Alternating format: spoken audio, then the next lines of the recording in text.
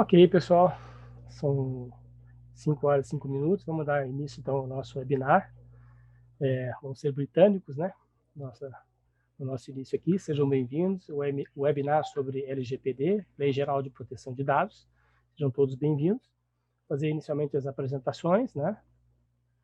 Meu nome é Carlos Barbosa, eu sou CEO da IB Tecnologia e Sistemas, né? Sou engenheiro eletricista por formação, tenho especialização em engenharia de software e segurança da informação e mestre em desenvolvimento de tecnologias, né? O setor de segurança da informação da IB Tecnologia recente, tem aproximadamente um ano, e nós desenvolvemos uma série de parcerias com empresas israelenses, né? Até porque o nosso CEO, o Gad, ele é israelense, então ele tem um bom contato com os fornecedores, direto contato com os fornecedores de Israel, que é um dos polos de desenvolvimento de tecnologia na área de segurança da informação, né? Lá tem realmente um centro tecnológico, né? Então, nós trouxemos algumas soluções para o Brasil, e o objetivo desse LGPD é contextualizar as necessidades da utilização dessas ferramentas. Tá? Para isso, nós temos um time fantástico aqui, convidado aqui, doutora Franciele e doutor Daniel, que eu vou passar a palavra para eles se apresentarem, por favor. Doutora Franciele, fique à vontade. Boa tarde a todos. Meu nome é Franciele, eu sou advogada, trabalho hoje com direito digital e proteção de dados, trabalho nos projetos de implementação e também trabalho como DPO as a Service. Sou DPO certificada pela IPSIM. Atualmente estou me pós-graduando em direito digital e proteção de dados e também trabalho junto com o Daniel, que é um prazer enorme. Bacana. Meu nome é Daniel Passinato, eu sou sócio fundador do Passinato e Grebin Sociedade de Advogados.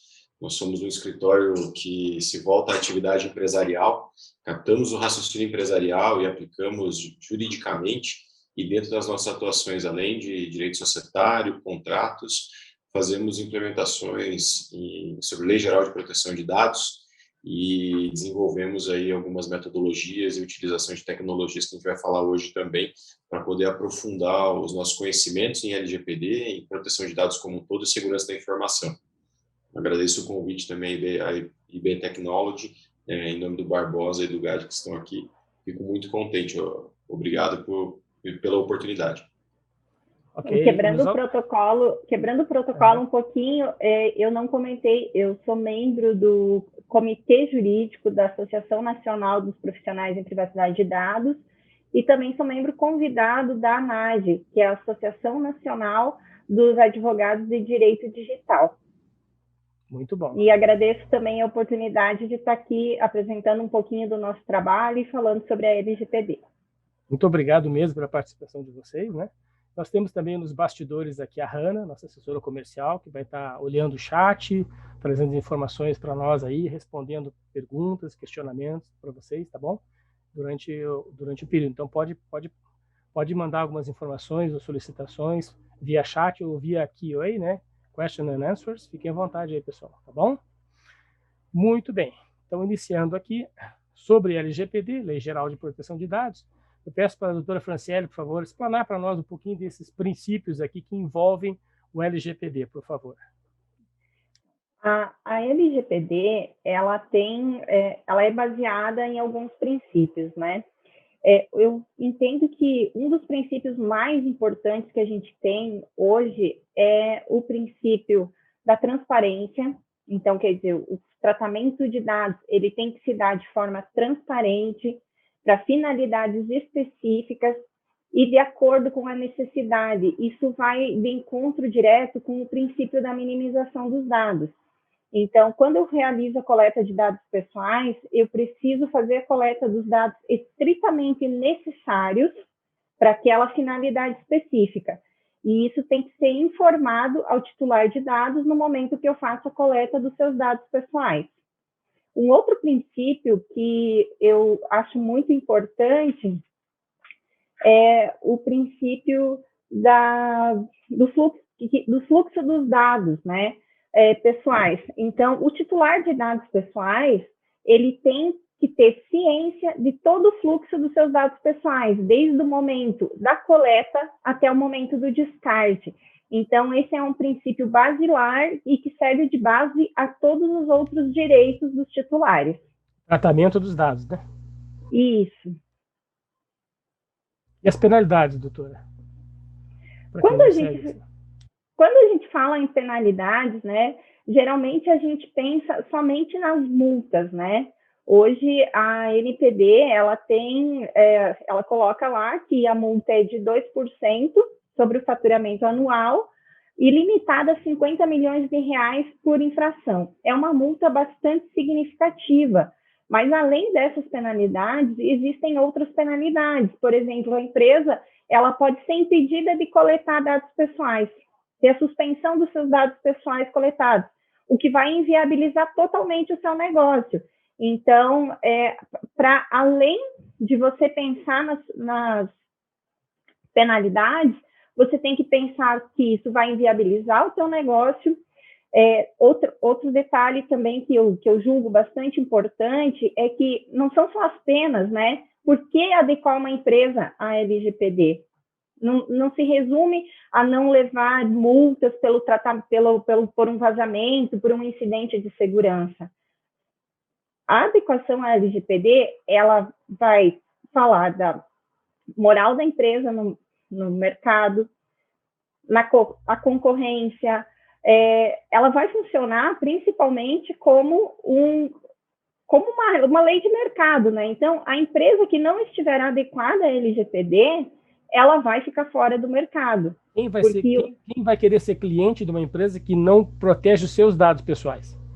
Isso, é justamente isso, né? Tanto que a gente pode ver, assim, alguns perfis de clientes, né? A gente vê o perfil daquele cliente que está fazendo a adequação, porque ele tem a noção de que ele precisa adequar a sua empresa, que ele precisa fazer a proteção dos dados pessoais, e tem aquele cliente que vai fazer a proteção de dados, porque se ele não fizer a proteção de dados, se ele não fizer a sua adequação, ele vai perder negócios, né? Então, acaba sendo também uma exigência de mercado. Doutor Daniel, podia explicar mais ou menos para nós essa questão de gestão de riscos e falhas? Como é que, juridicamente, você vê isso? Acredito que é muito importante essa discussão que a gente está tendo pelo seguinte. A lei traz alguns incentivos, né? Quando a lei entra em vigor, nós temos alguns incentivos, positivos e negativos.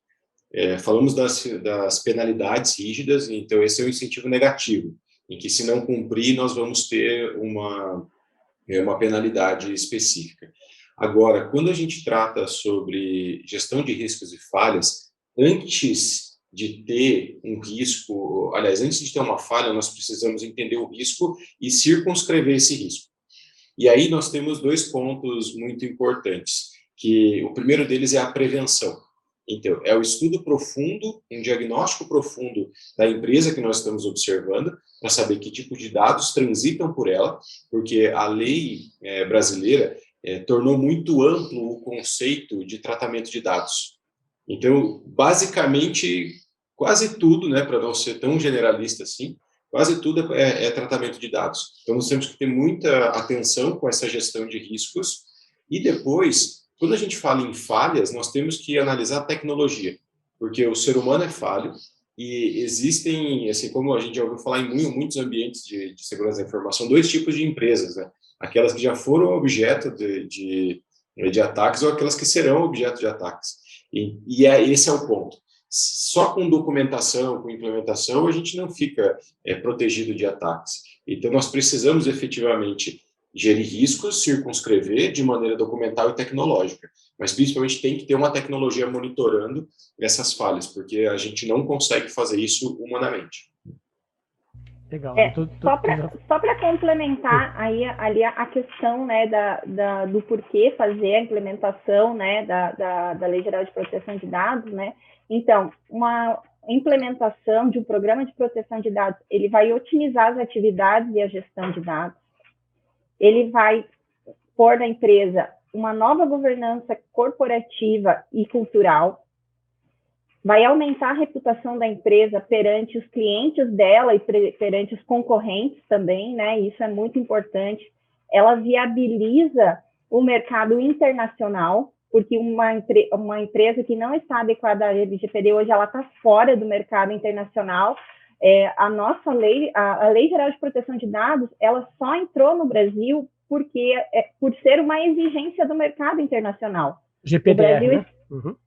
O Brasil, depois que entrou em vigor o GDPR e que a lei começou a ser levada mais a sério, então isso inviabilizou muitas negociações para o Brasil. Então o Brasil se viu obrigado a fazer a sua lei de proteção de dados, né? E, por fim, uma empresa que está adequada, ela impulsiona a competitividade com as demais empresas, né? Então, esses são os fatores principais de você ter uma empresa adequada à LGPD. Vamos falar sobre os agentes que atuam, então, nesse circuito? Quais são os nossos agentes, então? Vamos lá, vamos entender quem são os agentes. Doutora Franciele, quem que é o controlador? Qual é a figura do controlador? Então, o controlador, pode ser uma pessoa física ou uma pessoa jurídica, de direito público ou privado, que é quem toma as decisões sobre o tratamento de dados pessoais. Então, vamos pensar na pessoa física. A pessoa física é aquela pessoa física que coleta dados pessoais com fins econômicos. Nós vamos usar como exemplo o contador, o advogado, que é o profissional liberal, o médico. Então, esses são controladores, pessoas físicas. A pessoa jurídica é a empresa, né? E o poder público também atua como controlador de dados, né? Então, o controlador é sempre aquele que decide, assim, a palavra de ordem aqui é aquele que toma as decisões sobre o tratamento de dados pessoais. E o operador? O operador, por sua vez, é aquele que faz o tratamento de dados de acordo com as decisões do controlador. Então, e isso ele impacta diretamente na responsabilidade pelo tratamento de dados. Então, assim, enquanto o controlador ele decide como vai ser esse tratamento de dados, o operador ele se limita a fazer o tratamento de dados de acordo com as orientações do controlador, sob pena de, se fizer o tratamento em desacordo com essas orientações, assumir a posição de controlador. E isso vai impactar diretamente numa responsabilidade solidária. Muito bem. Esses dois, segundo a lei, são considerados agentes de tratamento. Isso, são os nossos agentes de tratamento. Aí surge a figura do encarregado, doutora. Aqui entra o DPO, por acaso? Entra o DPO. Então, na Lei Geral de Proteção de Dados, ele foi nomeado como encarregado de dados, e, ao passo que no GDPR ele é tratado como o Data Protection Officer, né? Então, na verdade, o GDPR ele usa também o termo encarregado, mas lá fora o termo do mercado, né? É o DPO, né? Então, quando a gente fala no encarregado, é o famoso DPO. O DPO ele funciona como a principal função dele é o canal de comunicação entre os titulares de dados de um lado e, de outro lado, a ANPD. O titular é toda pessoa física que fornece os seus dados pessoais. Então, sou eu, é você, é o Daniel, são as pessoas que estão aqui nos assistindo. Esses são titulares de dados pessoais. Sempre que eu, pessoa física, fornecer os meus dados pessoais, eu sou um titular. Então, a lei ela define assim, que o titular é a pessoa natural ou pessoa física que fornece os seus dados pessoais, né? Quando ela se tornar identificada ou quando ela for identificada ou se tornar identificável, né? A ANPD... Oi, pode falar. Que os dados podem ser anonimizados também, né? Isso é um recurso que a lei permite, né? Isso, só que aí quando você fala em anonimização de dados, eles não são mais dados pessoais. Perfeito. Quando eu pego um dado pessoal e eu faço a anonimização dele, ele passa a ser somente uma informação. Ele já não é mais um dado pessoal, ele não é considerado dado pessoal e ele já não tem mais a proteção da LGPD. Já que a gente chegou aqui, eu vou falar um pouquinho da ANPD, né? A ANPD, ela é a nossa autoridade nacional de proteção de dados, né? Então, é ela que é a responsável por toda a regulamentação da nossa lei, né? Então, além dela regulamentar as partes da lei que ainda precisam de regulamentação, ela vai fiscalizar, ela vai aplicar as multas, vai regulamentar a lei em geral, e a nossa NPD, então, ela está fazendo um trabalho excepcional. Até hoje saiu uma notícia de que ela regulamentou o incidente, então, quando houver um incidente, o vazamento de dados, ficou regulamentado... Um framework, estabeleceu um framework. Ficou regulamentado que essa comunicação tem que ser feita para a NPD em até 2 dias. E aí vai uma dica bastante importante. Esse incidente de segurança, ele tem que ser feito através do sistema SEI. O cadastro nesse sistema leva 3 dias úteis. Então, todas as empresas precisam fazer o seu cadastro no SEI. Pré-cadastro. O seu cadastro no SEI para que ele seja aprovado, porque vamos pensar que hoje a minha empresa tem um vazamento de dados. Eu tenho 2 dias para comunicar a NPD. E o SEI tem 3 dias para me dar uma resposta. Vai perder o prazo. Vai perder o prazo, com certeza. Vai estar infringindo a regulamentação. Então, essa já é uma dica bastante importante. Eu tenho passado para todos os meus clientes. Vamos fazer, primeiro ato, vamos fazer o cadastro no SEI, porque se acontecer alguma coisa, a gente está protegido. Pode rapidamente já seguir o framework e fazer o registro do evento. Já garante, porque vazamento pode ocorrer, um problema pode ocorrer, mas... Pode acontecer a qualquer momento, e a gente vê todos os dias, né, os enormes vazamentos de dados que estão acontecendo aí, né? Eu não sei se antes o tema não estava tão em evidência, mas aparentemente agora a gente vê vazamento de dados todos os dias, né? Como o doutor Daniel comentou, né, tem hoje 2 grandes grupos, né, de empresas, os que já foram atacados e os que serão atacados. E os que serão, com certeza. Não é questão de se, é quando, né? Então temos que estar preparados para isso, né? Então, só para finalizar ali, voltando um pouquinho na figura do encarregado, né? Qual que é o papel dele dentro da organização? O papel principal é servir como o canal de comunicação. Mas ele vai ser responsável pelo treinamento e conscientização dos colaboradores dentro da empresa. Ele vai servir de orientação para a adequação das políticas de privacidade, orientação da infraestrutura de TI. O DPO, ele não vai fazer a parte de TI, mas ele tem que ter conhecimentos, né, de segurança da informação para fazer essa orientação quanto à adequação da infraestrutura de TI. Entender o ambiente, né? Entender o ambiente. Conhecer o negócio, né, daquele cliente, né? Conhecer a organização para que sejam feitas as estruturações necessárias. O DPO, ele é responsável pela análise de impacto sobre a proteção de dados pessoais. Então, quando eu faço, por exemplo, a coleta de dados pessoais sensíveis, eu sempre tenho que fazer a análise de impacto. Esse é um dos papéis do DPO, né? Nessa análise de impacto, eu vou analisar os dados que eu coleto, se eles são necessários, quais são os impactos que ele vai trazer para o meu cliente e quais são as medidas, para o meu titular, perdão, ou o cliente da empresa, e quais são as medidas mitigatórias desses riscos que a nossa empresa vai tomar, né? E ele vai... Não, só para concluir, né? Ele ainda é responsável, como eu falei, para atendimento dos direitos dos titulares, e ele também é o ponto focal de contato com a Autoridade Nacional de Proteção de Dados. Perfeito.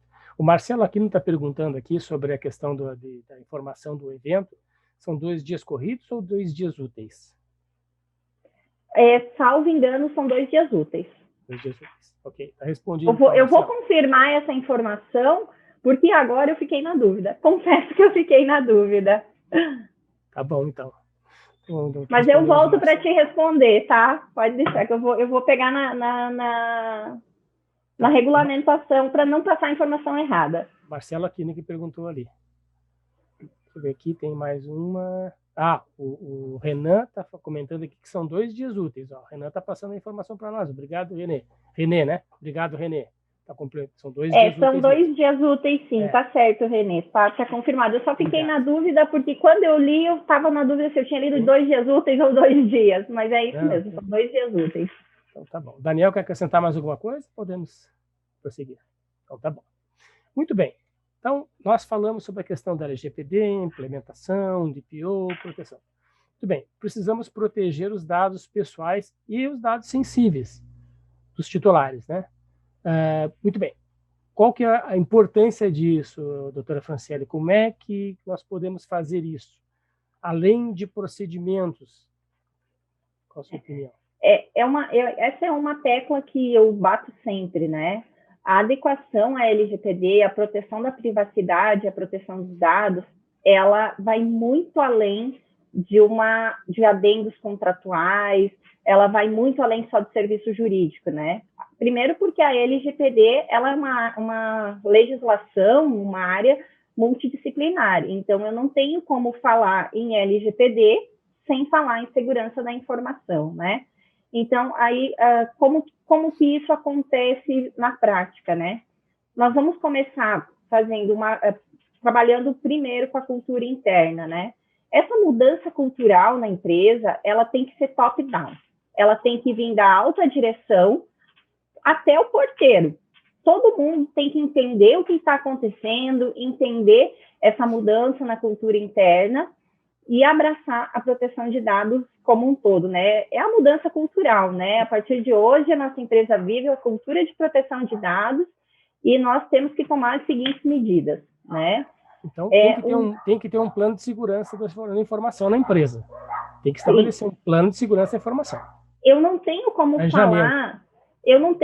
falar em proteção de dados sem falar na segurança da informação, né? Porque essa mudança na cultura interna, ela entra também desde uma proteção de senhas, a cultura, né, de não abrir os e-mails, né, com phishing. Mesa limpa, engenharia social, cuidados com engenharia social.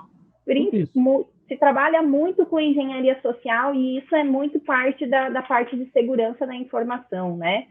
A gente também tem que pensar na minimização dos dados, né? Então, assim, pôr na cultura da empresa, fazer ela entender que ela precisa coletar somente os dados necessários, estritamente necessários para aquela finalidade específica.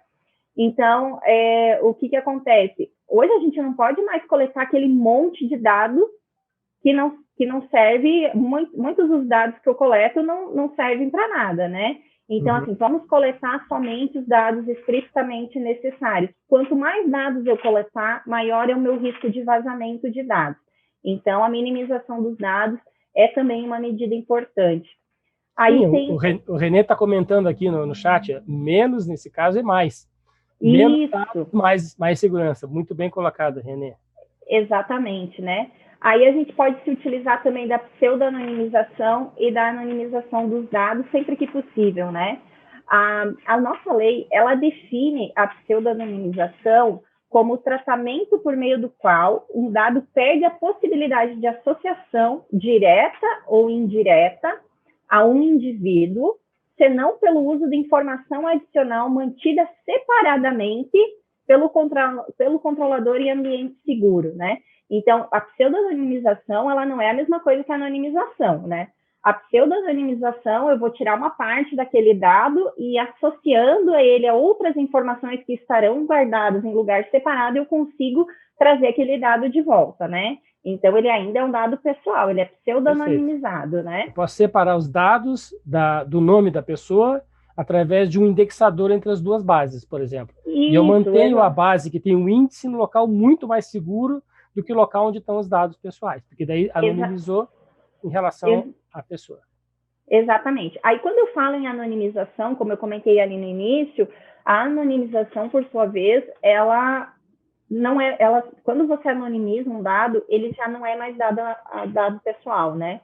Esse dado, ele passa a ser uma mera informação e ele já não tem mais a proteção da Lei Geral de Proteção de Dados, né? Sim, e é importante entender, né, que, por exemplo, eu posso anonimizar idade, gênero, informações específicas, que peso, altura, mas eu não posso tentar anonimizar um CPF, que o CPF é inseparável da pessoa, né? Então, se eu guardar... se eu anonimizar o CPF dele, ele já não é mais um dado pessoal, né? Sim, então... mas não dá para deixar o CPF na base junto com as informações anonimizadas, né? Isso é uma coisa importante, né? Porque, não, separei o nome, o CPF é um indexador em qualquer lugar. A gente usa a anonimização, por exemplo, quando eu não vou mais precisar daqueles dados. Ou para fazer estatística, né? Quero fazer estatística. Ela passa jogar a ser BI. só uma informação estatística, exatamente isso. Uma informação estatística, ele é um dado estatístico, né? Quero fazer uma análise BI, então jogar na nuvem, mas aí estão anonimizados. Isso é importante. Isso, vai rodar dados na nuvem, um data lake, alguma coisa assim, big data, anonimizados, por favor, né? Uma outra medida de segurança que eu julgo ser bastante importante é a realização do due diligence.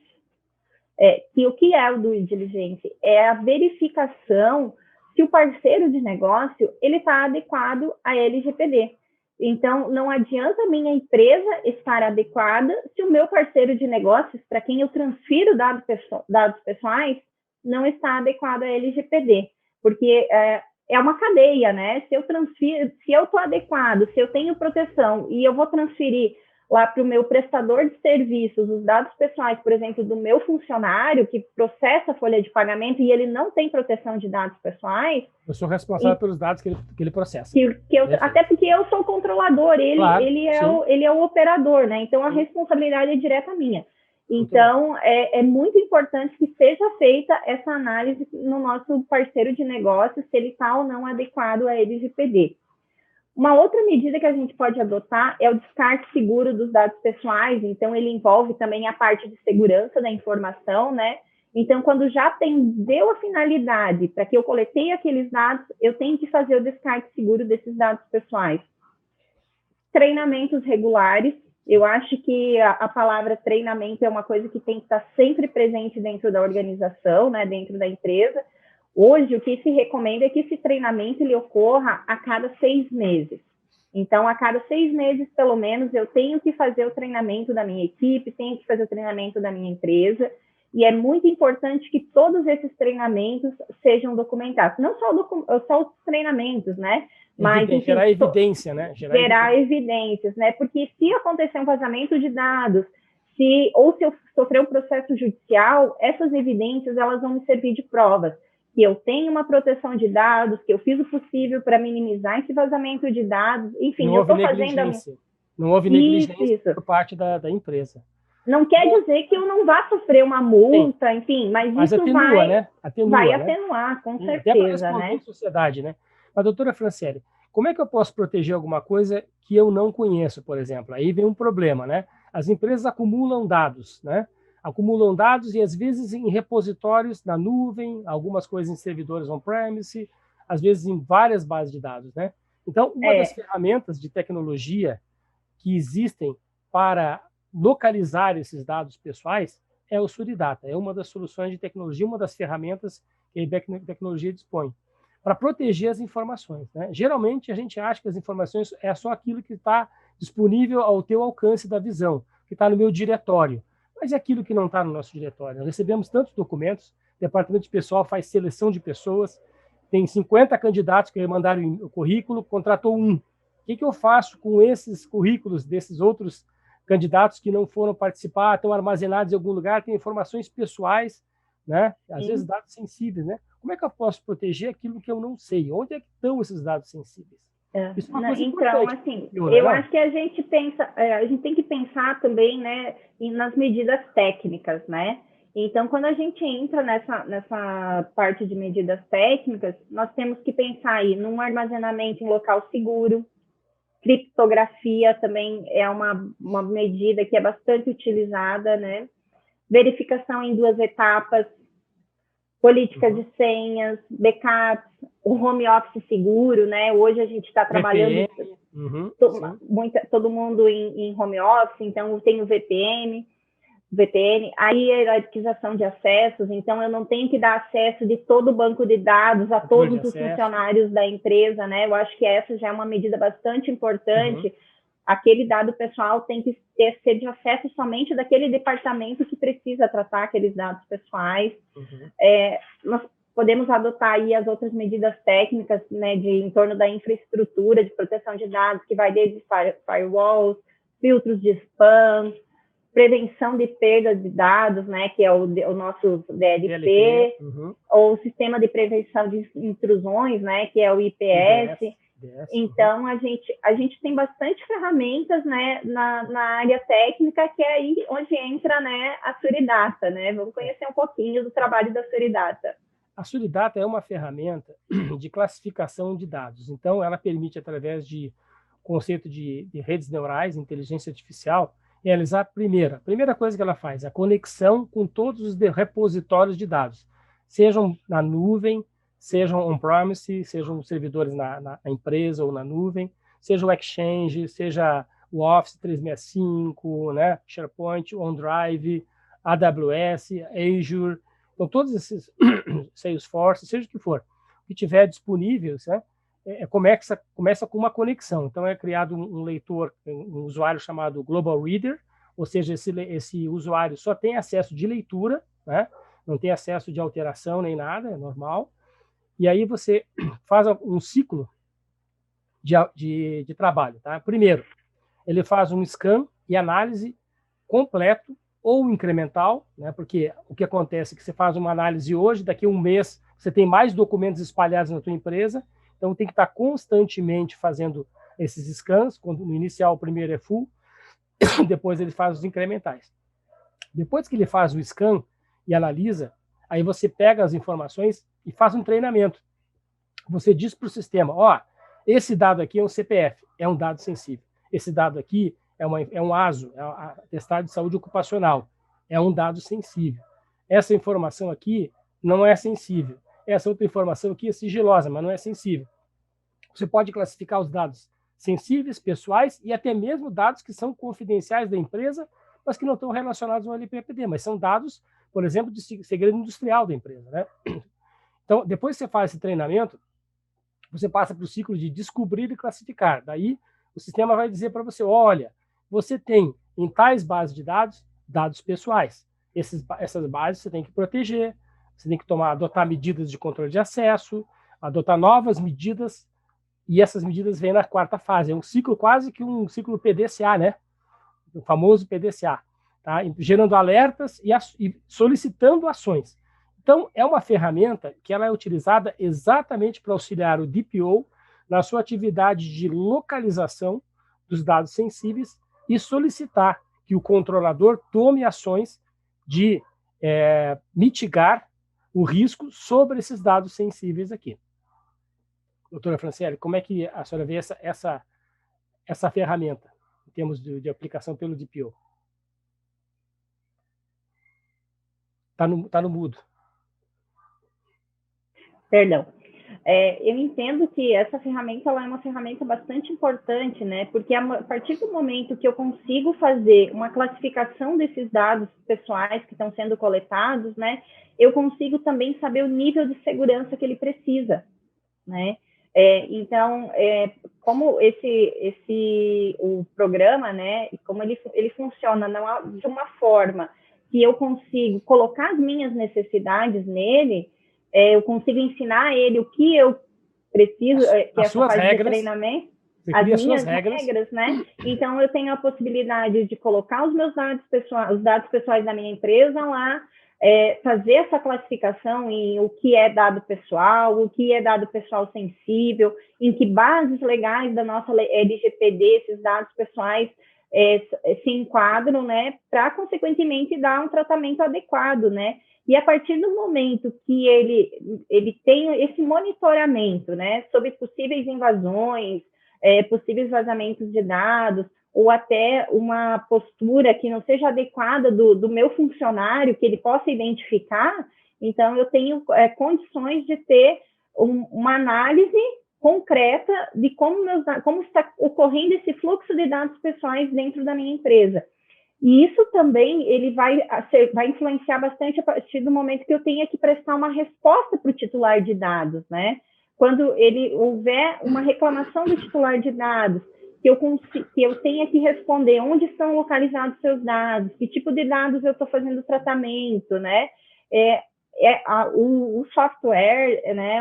Enfim, o programa, ele consegue me dar essa resposta de uma forma rápida, né? E segura, né? O cliente pode, o titular dos dados pode dizer assim, eu quero ser esquecido. É o direito de ser esquecido. Agora, como é que eu vou apagar os dados dessa pessoa, desse titular, se eu não sei onde é que eles estão? Uhum.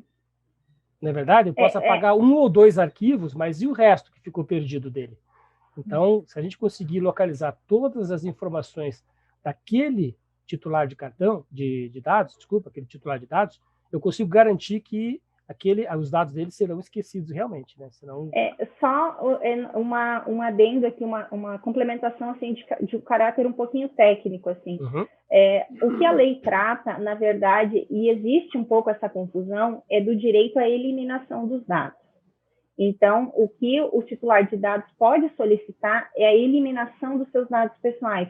O direito ao esquecimento, ele é uma outra seara, né? O direito de ser esquecido, o direito de não ser lembrado, ele não tem relação direta com a proteção de dados pessoais.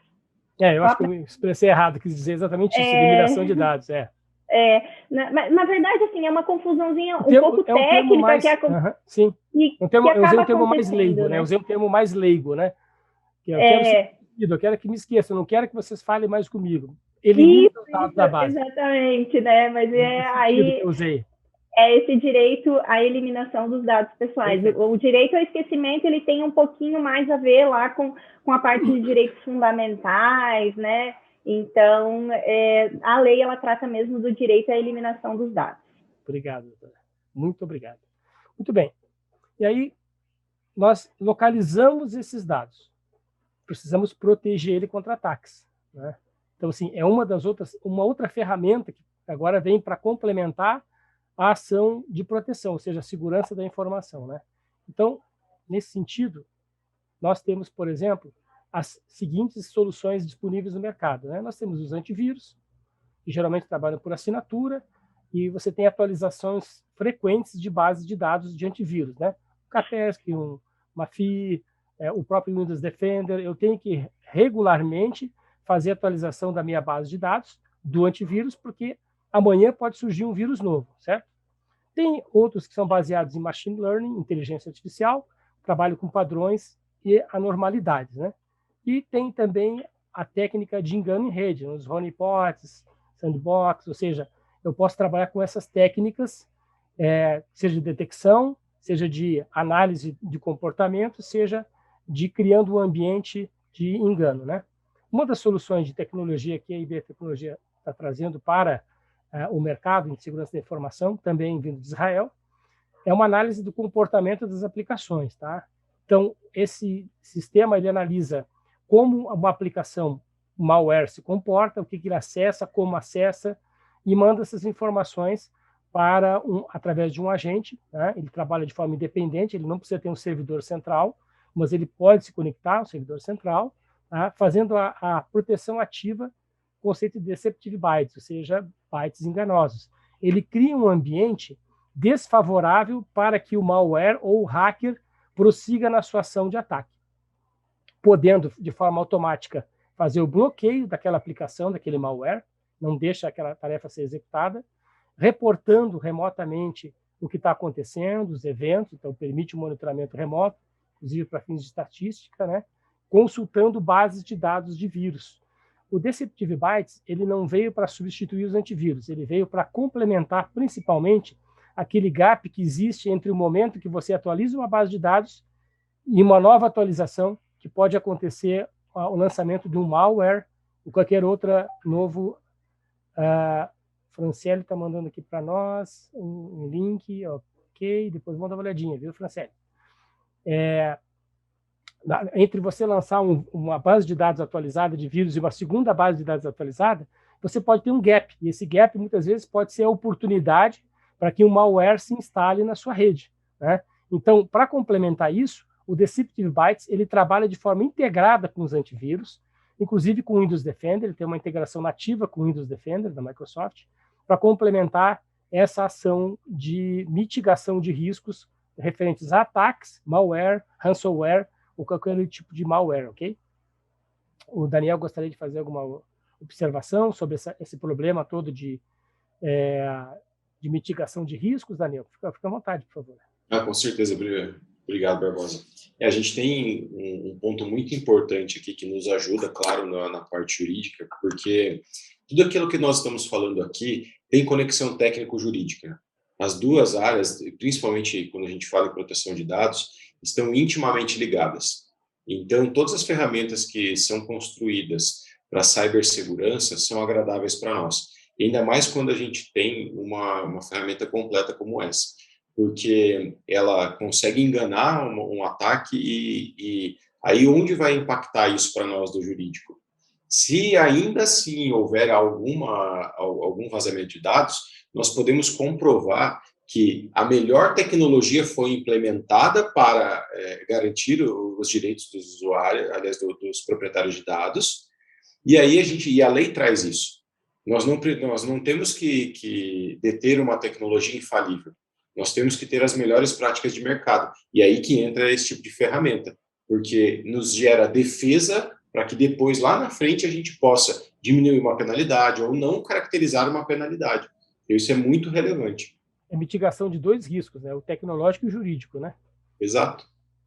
Muito bem. Também é uma ferramenta desenvolvida em Israel, tá?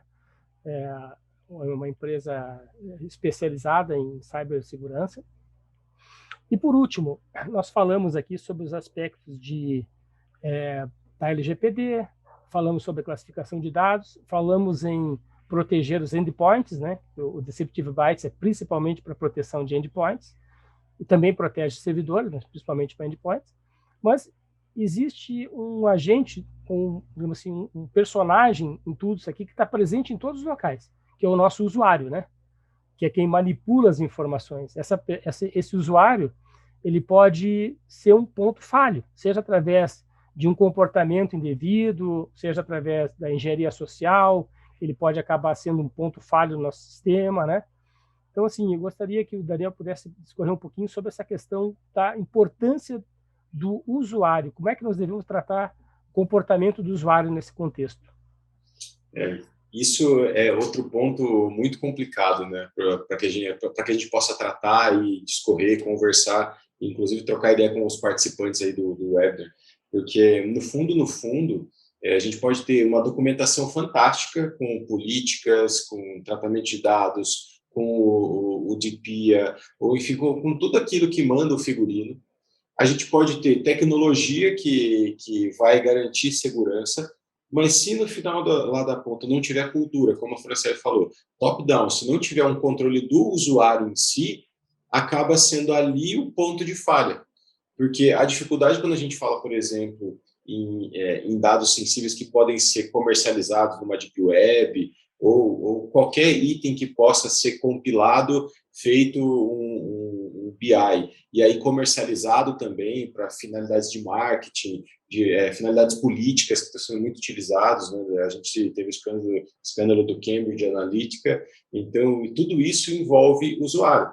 E pode ser que a gente tenha um usuário que coloca um pendrive numa base de dados, que tem acesso à base de dados, coloca um pendrive e retira de lá. E a gente nunca vai saber quem fez isso, né? E a empresa acaba não tendo ferramental, né, tecnologia para fazer. E isso é muito importante que a gente possa oferecer para as empresas, né, para que as empresas possam estar seguras nesse ponto.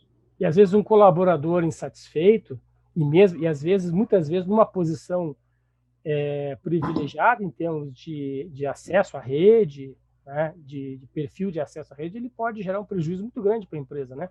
Muitas Exatamente. Pode até defender a empresa, mas já vazou, já gerou, né? Tá? Então, a terceira ferramenta tecnológica que nós vamos apresentar aqui nesse webinar, que ajuda exatamente a proteger os dados dos usuários, de mau uso pelos usuários, seja por uma falta de treinamento, seja às vezes por má fé, pode acontecer, nós temos que estar preparados para tudo, né? Tá? E uma das ferramentas é exatamente essa daqui, ó, que é uma ferramenta de segurança, governança, compliance e auditoria. E eu sei que a doutora Franciele vai querer falar sobre isso depois, né? Tudo isso reunido numa única ferramenta, tá? Que é o nosso OREV. OREV também é um sistema desenvolvido em Israel, né? E ele é um mecanismo de inteligência artificial. Ele é implantado um agente em cada máquina, tá? E ele aprende o comportamento do usuário, tá? Então, a partir do momento que você instala o OREV, ele estuda, analisa todo o teu ambiente. Sistema operacional, versão do Windows, softwares instalados, hardware instalado, conexões de rede, qualquer conexão remota, máquinas que estão na rede tentando conectar com ela, mesmo sem ter o OREV instalado. Então, ele protege todos os endpoints da rede e protege a rede de máquinas que não têm o OREV, máquinas que estão entrando externamente. Então, às vezes, se conecta como guest numa rede Wi-Fi e tenta entrar no servidor. Se o servidor tiver o agente OREV, ele vai saber e vai detectar isso aí, vai gerar um alerta e um procedimento. Muito bem, então, quais são as funcionalidades todas embutidas numa única aplicação?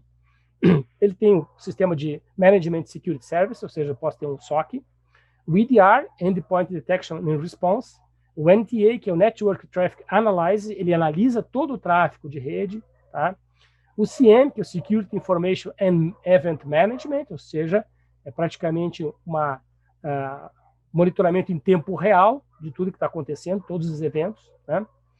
O EBA, que é o User and Entity Behavior Analysis, ou seja, Analytics, né? Ele faz a análise comportamental do usuário e das entidades. Isso aqui é muito importante, porque isso gera uma oportunidade de detectar a má-fé do usuário. E também faz o Data Loss Prevention. É possível ter tudo isso numa única ferramenta? O OREV faz isso, tá? Clientes como o Bradesco têm isso em milhares de máquinas. Tá? Então, milhares de máquinas, eles usam isso, todos os endpoints deles, para monitorar em tempo real as atividades, porque numa instituição financeira, imagina, qualquer usuário tem acesso a tudo, podendo realizar movimentações, podendo realizar uma série de cópias de dados. Então, assim, existe uma série de, digamos assim, características ou possibilidades de brechas, né, que podem causar danos irreversíveis na empresa, né? Doutora Franciele, com relação a isso, compliance, qual é a sua visão desse tipo de ferramenta na prática, né? Eu entendo que quando a gente pensa, né, numa ferramenta como essa, né, ela vai impactar direto na segurança, né, da empresa, no que tange ao tratamento de dados, a todo o fluxo de dados, principalmente na reputação da empresa, né? Então, se eu tenho uma ferramenta que consegue controlar o fluxo dos dados dentro da minha empresa, que me dá um panorama geral de como esses dados estão sendo tratados, que consegue identificar se o tratamento de dados está acontecendo em desconformidade, seja porque um colaborador usou um pendrive que não devia ter utilizado, seja porque por descuido ele deixou a página dele aberta lá e todos os colegas que passavam ao redor tinham acesso aos dados que ele estava tratando. Então, é muito importante que você tenha uma ferramenta que te dê esse tipo de segurança, né?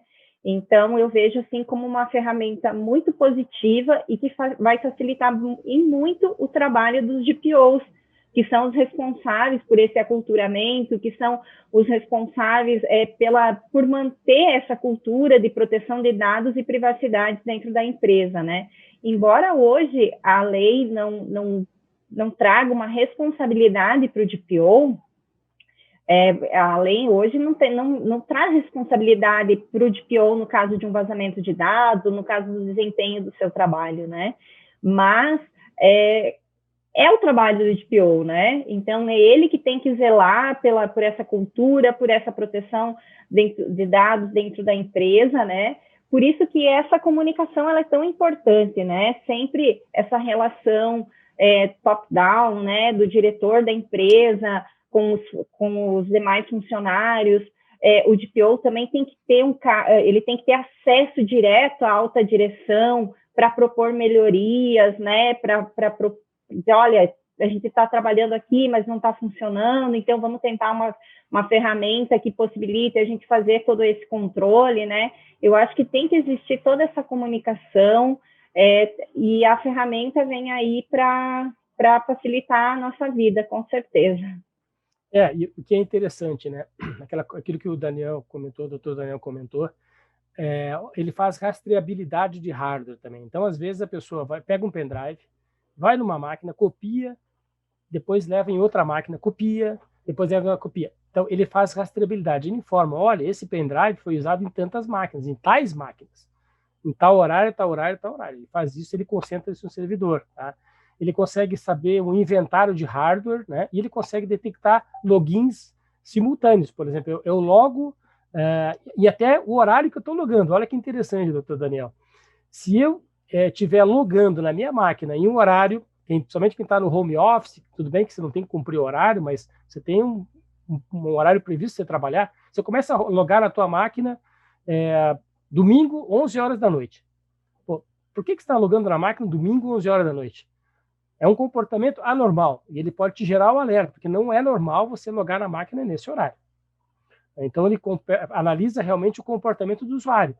O usuário faz print screen, começa a imprimir arquivos em várias impressoras da rede, já aconteceu isso, o sistema detectou num cliente nosso, um cliente do Orev, né, especificamente, que um administrador de rede, né, estava fazendo isso, ele tinha acesso, copiou arquivos e mandou imprimir em várias impressoras, para não aparecer muitas impressões na impressora dele, em vários departamentos da empresa.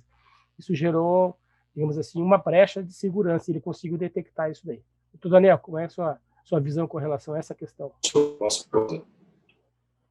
Oi, acho que deu uma falhadinha. Pode falar agora. Olha, que assim, eu falo que isso aqui é sensacional, né? Porque a forma como a gente consegue abordar de maneira estratégica e global o movimento de usuários dentro de uma estrutura empresarial é surreal isso aqui, né? E eu consigo ver uma aplicabilidade assim, muito de tomada de decisão para os gestores, né? Para o board da empresa conseguir efetivamente tomar decisão com base em estratégia de dados. Isso aqui eu acho fantástico.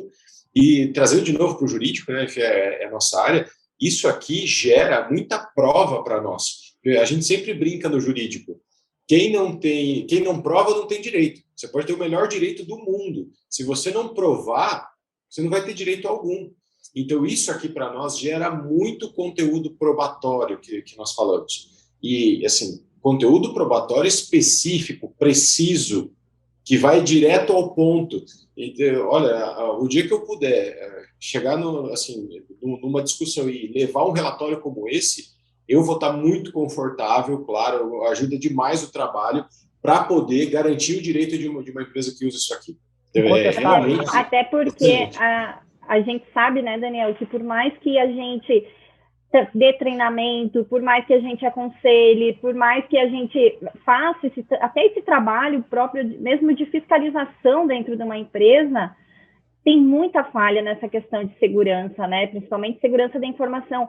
Não raras vezes a gente vê funcionários que saíram da empresa há anos e que ainda têm acesso ao sistema, ainda tem seus... Tem a válida ainda, né? Tem a válida, né?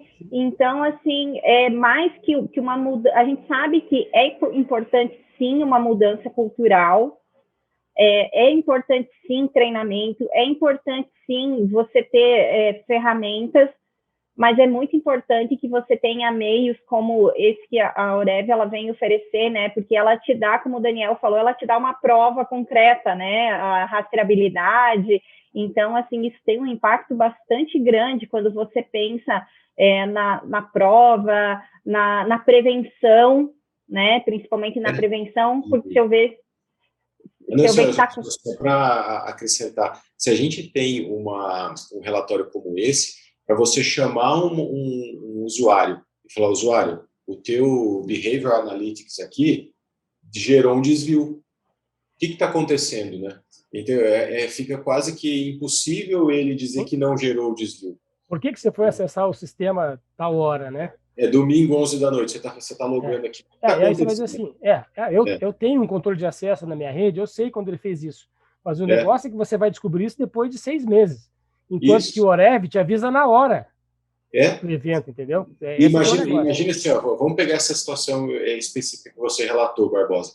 Acesso domingo, 11 da noite. Segunda-feira, 9 da manhã, o gestor olha lá um alerta do Orev e aí ele chama a pessoa e fala, o que aconteceu ontem à noite? Por que você estava... É muito rápido. E então, você consegue prevenir uma perda. Claro, a rádio peão também circula, né? Se for, vamos supor que ele acessou uma base de dados com dados pessoais do LGPD. Você pode gerar um alerta na hora para o DPO. Sim. Ou para o CISO. né? Olha só. Na hora, não precisa ser no dia seguinte. Para quem que está acessando a minha base de dados agora? Na hora ele recebe o e-mail e verifica, pô, tem alguém acessando minha base de dados agora domingo à noite? Peraí, tem alguma coisa errada aqui. Na hora ele já fica sabendo. Ele pode, inclusive, tentar ou fazer uma tentativa, né, no caso, né, de tentar evitar que a pessoa faça alguma ação mais delituosa, né? Então... com certeza essa ação preventiva, né, é algo que não tem preço, né? A segurança que gera para a organização. Né? Eu gostaria de abrir aqui para os participantes, né, a palavra. Se algum de vocês que estão assistindo aqui quiser comentar alguma coisa, manda uma mensagem no chat aqui, tá? Que eu abro o microfone para vocês. Às vezes vocês querem contribuir com alguma coisa, uma experiência pessoal, uma informação técnica complementando, né? Porque nós estamos aqui com 2 grandes especialistas, né? E nós estamos aí totalmente à disposição, não só para passar informações, mas gostaríamos também de ter participação de vocês. Manda uma mensagem no chat que eu abro o microfone e vocês podem participar, tá bom? Pode continuar, professora Daniela. Franciele, por favor. Alguém quer fazer alguma pergunta? Daí ele vai mandar no chat, daí eu abro. Por enquanto você pode continuar. Uhum. Não, então, eu entendo, assim, então, só para finalizar, né, eu acho que a base, assim, não tem como você falar em LGPD sem falar nessa interdisciplinariedade entre as áreas, né? O jurídico tem que andar junto com a segurança da informação. Eu tenho que entender que fazer a adequação de uma empresa não é só fazer, como eu falei lá no início, a adequação de seus contratos, é muito mais que isso. A empresa precisa entender o fluxo dos dados que ela coleta dentro da empresa dela, onde ele entra, onde ele sai. A gente se depara com situações, né, que hoje os dados pessoais são coletados por tempo indeterminado, por exemplo. E a LGPD não permite mais isso, né? Então, são todas medidas mitigatórias de riscos de vazamentos de dados. E, então, isso quer dizer que não se resume só, como eu falei, assim, a fazer adendo contratual, a fazer uma política de privacidade. É um trabalho estritamente técnico, tá? Tanto pela parte jurídica, quanto pela parte de segurança da informação, a parte de TI. Então, as empresas precisam entender que esse é um processo demorado. Você não existe adequação mágica, não existe adequação em 24 horas. Se te oferecerem uma adequação que vai resolver o teu problema em 30 dias, em 10 semanas, desconfie, porque esse trabalho não estará sendo completo, vai faltar coisa. Só para se ter uma ideia, só o mapeamento de dados costuma levar de 30 a 60 dias para ser feito. Depois de mapeamento sério, né, doutora? Um mapeamento sério, né? Mapeamento concreto, porque o mapeamento ele consiste em eu saber que dado eu estou coletando e qual é a base legal em que ele se enquadra. Esse mapeamento ele vai identificar todos os gaps que tem dentro da minha empresa, né? Então, assim, desconfie. Doutora Franciele, com uma ferramenta como o Suridata, isso ajuda o trabalho, né? Pode com até... certeza. Porque o Suridata ele já faz a classificação desses dados, né?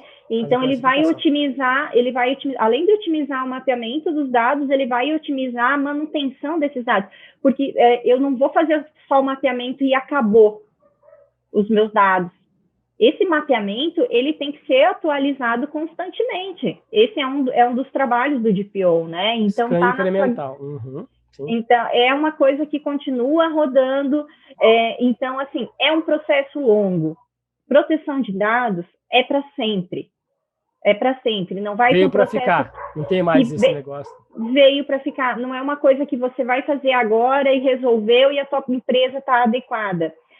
A gente até fala, né? Porque quando começou a acontecer LGPD,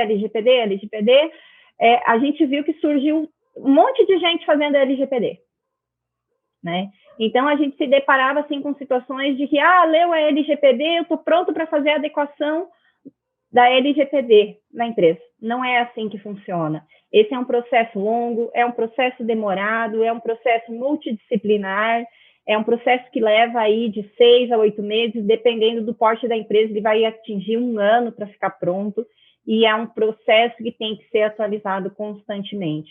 Então, por isso da importância de você contratar um bom profissional, seja ele da área jurídica, seja ele da área de TI. Às vezes os dois. Não tem como você fazer a adequação só da TI ou só com um profissional de TI ou só com um profissional jurídico, porque as duas áreas precisam trabalhar em conjunto.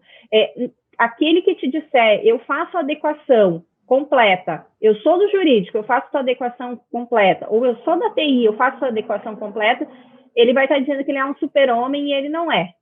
Ele vai precisar ter formação nas duas áreas e ele não...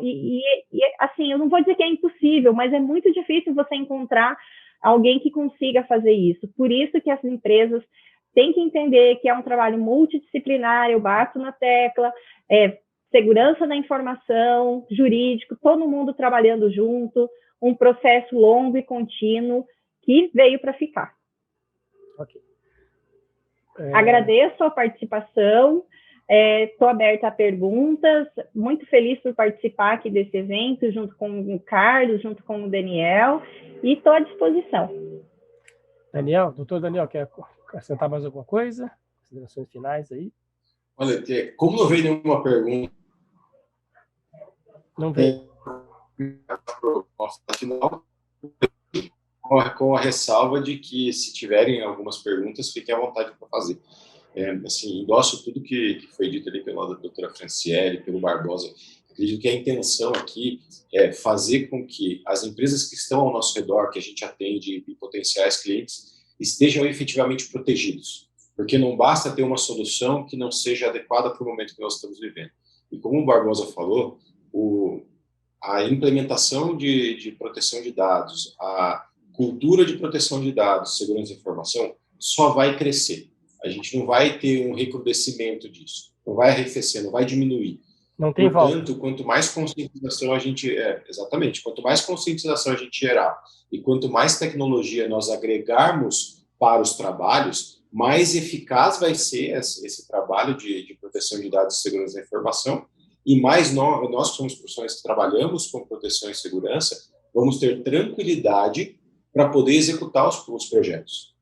Então, eu realmente agradeço de novo a oportunidade, estou muito feliz por poder participar, compartilhar conhecimento, que é algo importante, né, para a gente desenvolver, e estou à disposição também para quem quiser fazer perguntas e desenvolver outros bate-papos, né? Fiquem à vontade. Obrigado. E só para registrar, Barbosa, que quem quiser fazer perguntas, quem quiser dúvida, manda a sua dúvida para a gente, ou no LinkedIn, ou no Instagram.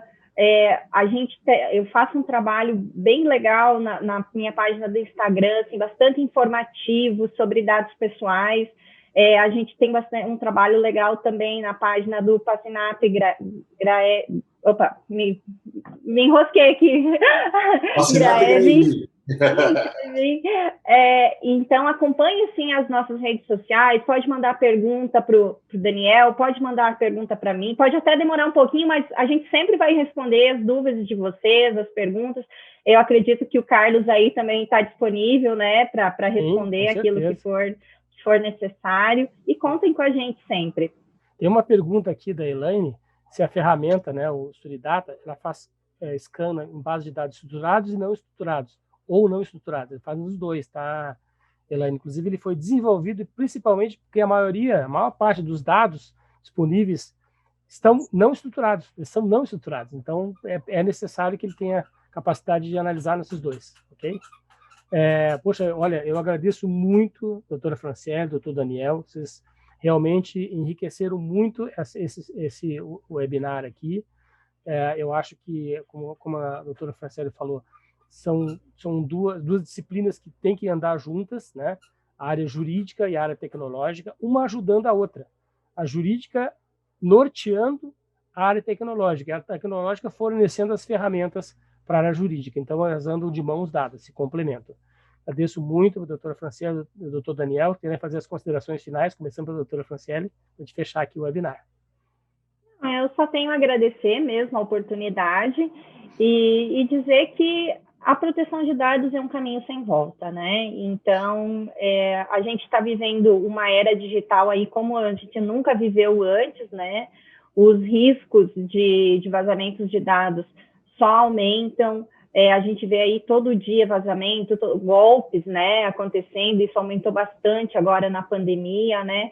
Então, as empresas precisam se prevenir, precisam fazer essa adequação, não só para não tomar multas, mas porque vai fazer diferença na sua reputação, na competitividade do mercado.